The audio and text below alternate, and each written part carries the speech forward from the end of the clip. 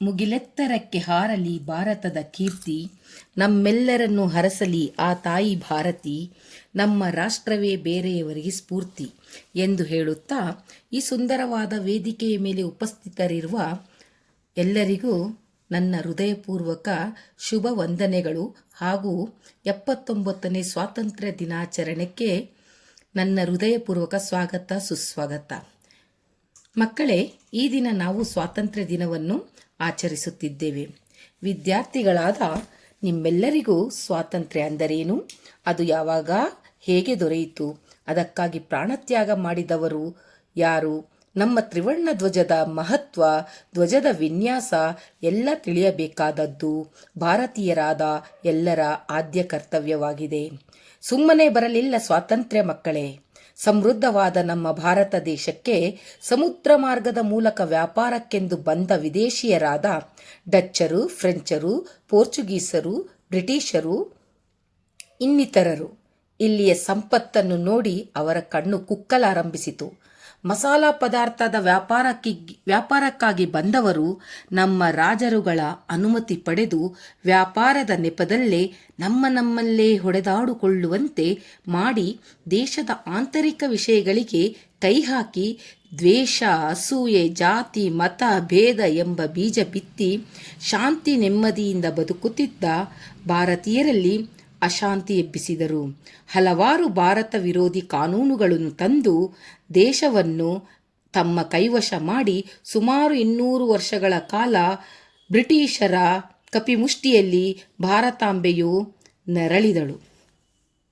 ಬ್ರಿಟಿಷರು ಬರುವಾಗ ಯಾವ ಸೇನೆ ತರಲಿಲ್ಲ ಮಕ್ಕಳೇ. ಅವರಿಗೆ ಗೊತ್ತಿತ್ತು, ಭಾರತದಲ್ಲೇ ಅನೇಕ ದೇಶದ್ರೋಹಿಗಳು ಇದ್ದಾರೆ, ನಮ್ಮ ನೆಲದ ನಾಶಕ್ಕೆ ಹಾತೊರೆಯುತ್ತಿದ್ದಾರೆಂದು. ಅದೇ ನಮ್ಮ ಜನರ ಬಲಹೀನತೆಯನ್ನು ಅವರು ಕಂಡುಕೊಂಡಿದ್ದರು. ಸುಮ್ಮನೆ ಬರಲಿಲ್ಲ ಸ್ವಾತಂತ್ರ್ಯ ಮಕ್ಕಳೇ. ಈ ದಿನಕ್ಕಾಗಿ ಹೋರಾಡಿ ತಾವು ಮಡಿದರು ಸರಿಯೇ, ಮುಂದಿನ ಪೀಳಿಗೆಗಳಾದರೂ ಸ್ವತಂತ್ರ ಭಾರತದಲ್ಲಿ ಬದುಕಿ ಬಾಳಲಿ ಎಂದು ಹೋರಾಡಿ ಸ್ವಾತಂತ್ರ್ಯ ತಂದುಕೊಟ್ಟ ಧೀರ, ವೀರ, ಶೂರ, ಮಹಾನ್ ನಾಯಕರನ್ನು ನೆನೆಯುವುದು ನಿಮ್ಮೆಲ್ಲರ ಕರ್ತವ್ಯವಾಗಿದೆ. ಅದರಲ್ಲಿ ಮೊದಲಿಗೆ ಭಗತ್ ಸಿಂಗ್, ಚಂದ್ರಶೇಖರ್ ಆಜಾದ್, ಬಾಲಗಂಗಾಧರ್ ತಿಲಕ್, ಸುಭಾಷ್ ಚಂದ್ರ ಬೋಸ್, ಲಾಲಾ ಲಜಪತ್ ರಾಯ್, ಲಾಲ್ ಬಹದ್ದೂರ್ ಶಾಸ್ತ್ರಿ, ಉಕ್ಕಿನ ಮನುಷ್ಯ ವಲ್ಲಭಾಯ್ ಪಟೇಲ್, ದಾದಾಬಾಯಿ ನೌರೋಜಿ, ತಾಂತ್ಯಾ ಟೋಪೆ, ಮಂಗಲ್ ಪಾಂಡೆ, ಒಂದೇ ಎರಡೇ ಅದೆಷ್ಟೋ ಮಹನೀಯರು ತಮ್ಮ ಬದುಕನ್ನೇ ಸ್ವಾತಂತ್ರ್ಯಕ್ಕಾಗಿ ಗಂಧದಂತೆ ತಮ್ಮ ದೇಹ ಸವೆಸಿದ್ದಾರೆ. ಇಂದು ಇವರೆಲ್ಲರ ಆತ್ಮದ ಶಾಂತಿಗಾಗಿ ನಾವೆಲ್ಲರೂ ಬೇಡಿಕೊಳ್ಳೋಣ. ಈ ಸುದಿನದಂದು ಈ ಮಹನೀಯರನ್ನು ನೆನೆಯದಿದ್ದಲ್ಲಿ ನಾವು ಈ ಸ್ವಾತಂತ್ರ್ಯ ಭಾರತದಲ್ಲಿ ಇರಲು ಅನರ್ಹರು. ಭಾರತದ ಇತಿಹಾಸದಲ್ಲಿಯೇ ಸುವರ್ಣಾಕ್ಷರಗಳಿಂದ ಬರೆದಿಡಬೇಕಾದ ದಿನವಿದು. ಭಾರತ ಮಾತೆಗೆ ಬ್ರಿಟಿಷರು ಹಾಕಿದ ದಾಸ್ಯದ ಸಂಕೋಲೆಯನ್ನು ಕಳಚಿ ಹಾಕಿ ನೆತ್ತರಿನಿಂದ ಬರೆದ ಸ್ವಾತಂತ್ರ್ಯವಿದು. ಹಲವು ಘೋಷಣೆಗಳು ಜನರಲ್ಲಿ ಉತ್ಸಾಹ, ಚಿಲುಮೆ, ಸ್ವಾತಂತ್ರ್ಯದ ದಾಹ ಹುಟ್ಟುಹಾಕಿತು.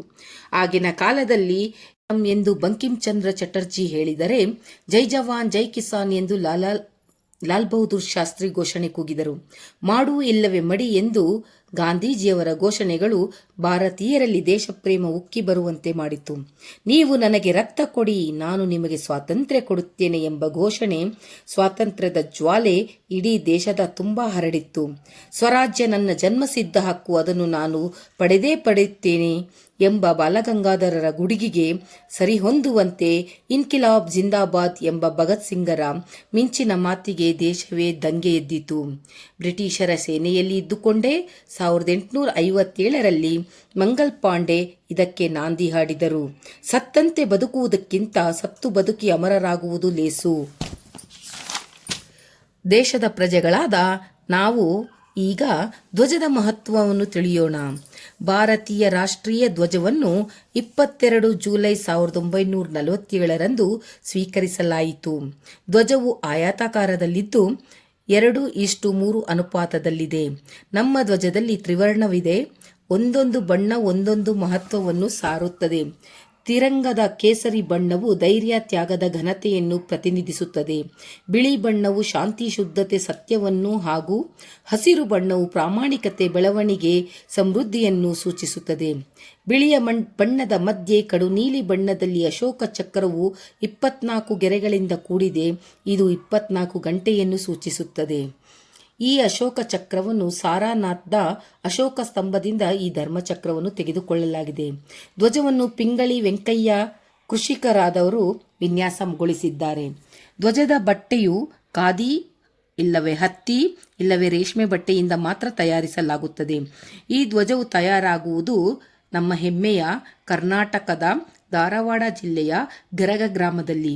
ಈ ಸ್ವಾತಂತ್ರ್ಯ ದ್ಯೋತಕವಾದ ಧ್ವಜಕ್ಕೆ ಅಗೌರವ ತೋರುವುದು, ತುಳಿಯುವುದು, ಅವಮಾನ ಮಾಡಿದರೆ ಕಾನೂನು ಕ್ರಮ ಕೈಗೊಳ್ಳಲಾಗುತ್ತದೆ. ಸೂರ್ಯೋದಯದಿಂದ ಸೂರ್ಯಾಸ್ತದವರೆಗೆ ಮಾತ್ರವೇ ಧ್ವಜವನ್ನು ಹಾರಿಸಬೇಕು, ನಂತರ ತೆಗೆದಿಡಬೇಕು.